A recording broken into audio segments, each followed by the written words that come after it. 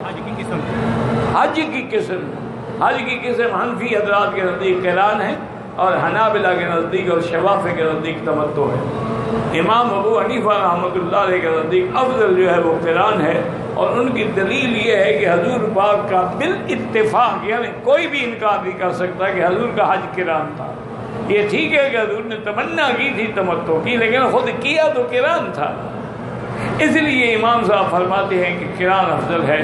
اور باقی ائمہ کہتے ہیں کہ چونکہ قران میں بڑی مشکل ہے کہ آدمی احرام میں رہے، اور بعض ائمہ کے نزدیک تو یہ بھی شرط ہے کہ وہ سائق الہدی ہو، قربانی کا جانور بھی ساتھ لے آئے، آج کل کون لے آئے گا، اور دوسرا اگر ایک مہینہ اس کو احرام سے رہنا پڑے تو کئی غلطیاں ممکن ہو جاتی ہیں۔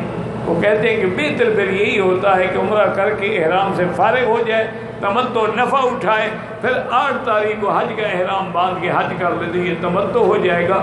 اور یہی تمنا حضور پاک نے بھی فرمائی تھی۔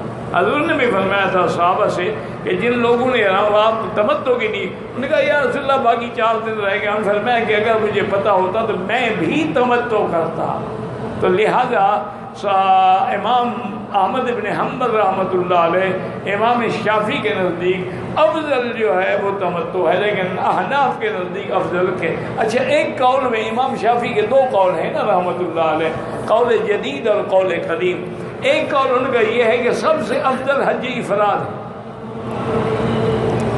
اس کی دلیل وہ یہ دیتے ہیں کہ اللہ نے حج فرض کیا ہے نا، تمتع یا قران تو فرض نہیں کیا، اللہ نے حج فرض کیا کہ للہ علی الناس حج البیت من استطاع الیہ سبیلا، اللہ نے حج فرض کیا ہے جو صاحب استطاعت ہے۔ تو پھر یہ تو ایک الگ بات ہے کہ اللہ نے عمرے کا بھی ہمیں موقع دے دیا، وَأَتِمُّوا الْحَجَّ وَالْعُمْرَةَ لِلَّهِ، تو لیکن اصل فرضیت تو حج کی ہے نا، عمرہ تو فرض نہیں ہے۔ اس لیے امام شافعی رحمۃ اللہ علیہ کا ایک قول مبارک یہ بھی ہے کہ حج افراد افضل ہے۔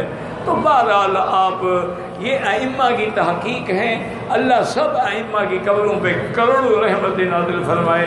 آپ ان جھگڑوں میں نہ پڑیں، جو اللہ نصیب کرے اس کو صحیح سنت کے مطابق ادا کرنے کی کوشش کریں۔